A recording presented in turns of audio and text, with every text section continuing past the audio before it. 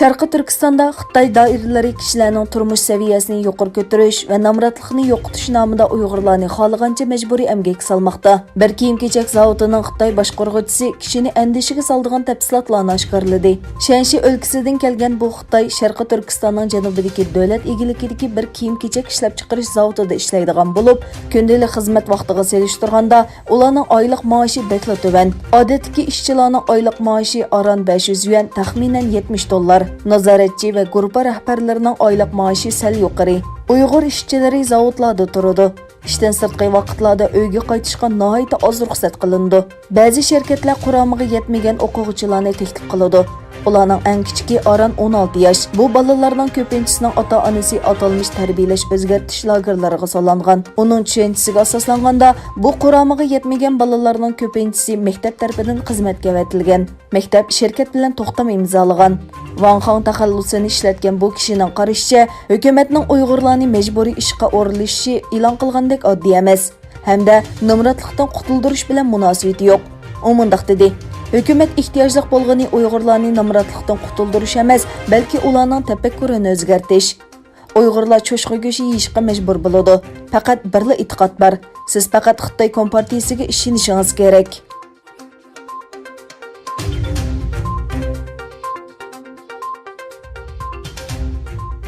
G'arb hukumatlarining Beijing qishliq olimpik musobaqasini boykot qilish chaqiriqi bargan sari zo'r muhokamaga yo'l ochayotganda, Fransiya xabar agentligi va boshqa axborot vositalari 30-iyul kuni Germaniyadagi Dunyo Uyg'ur qurultayining xalqaro olimpik komitetiga yozma bayonot yo'llab, ularning 2020-yillik qishliq olimpik yig'inini Beijingda chaqirish olimpik ruhiga qilib harakat deb ko'rsatganligini xabar qildi. Bayonotda Xitoyning Sharqi Turkistonda Uyg'urlarga qarshi elib berayotgan insoniyatga qarshi jinoyat va irqiy qirg'inchilikning davomlashayotganligi, buning olimpik ruhiga va ideyasiga xilof ekanligi ko'rsatilgan.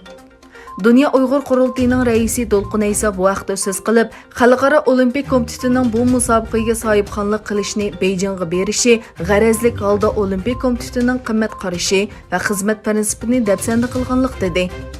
Fransiya Xalqaro radiosining xabar qilishicha, Xalqaro kechirim tashkiloti qatorliq nurg'un tashkilotlar Olimpik komitetidan Beijing qishliq olimpik musobaqasini amaldan qoldirishni talab qilgan. Mazkur radio ko'z qarashini elish uchun Xalqaro olimpik komiteti bilan aloqalashgan bo'lsa-mu, lekin javobga erisha olmagan.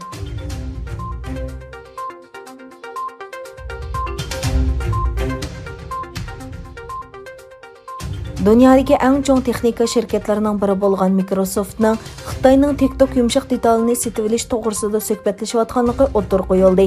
Amerika prezidenti Donald Trump biz cheklashga tayyorlik qilyapmiz degan TikTok detali abonentlarning uchurlarini Xitoy hukumatiga yetkazib berish bilan ayblanmoqda.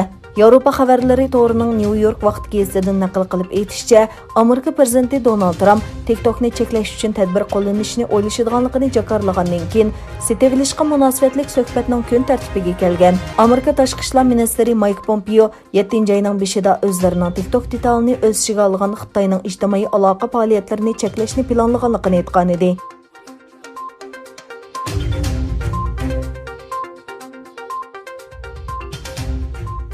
Amerika hukumati Hong Kongdagi qonun chiqarish kengashi saylamining 1 yil kechiktirilganligini aybladi va doirlarni ularning qarorini qayta chiqarishiga da'vat qildi. Amerika tashqi ishlar ministri Mike Pompeo yozma bayonotida Hong Kongda qonun kengashi saylamining kechiktirilganligi haqida to'xtaldi. Pompeo bundaq uzunga so'zilgan kechiktirishning hech qanday qoyilqilorlik sababining yo'qligini ta'kidlab mundaq dedi. Balkim Hong Kong hech qachon yoki hech kimga bilet tashlamaslig'i mumkin. Pompeo yana baxtga qarshi agar bu saylam o'tkazilmasa, Hong Kong davomli Xitoydagi boshqa kommunist shaharlarga aylanish yo'lini davomlashtirdi dedi.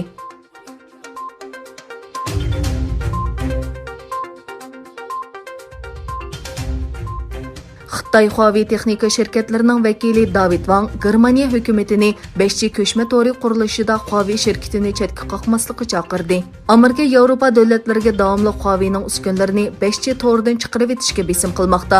Angliya bexatarlik sababidan Xitoy shirkatining uskunalarini 5G to'ridan ilayotgandan keyin Germaniyadagi bir qism parlament a'zolari Amerikaning Huawei'ni cheklash chaqiriqini qo'llab hukumatga besim qilmoqda. Angela Merkel hukumati bo'lsa 5G to'riga texnik qattiq ijozat berish qoidasini yo'lga qo'ymoqchi bo'lgan belgilamani yozning oxirigacha kechiktirdi.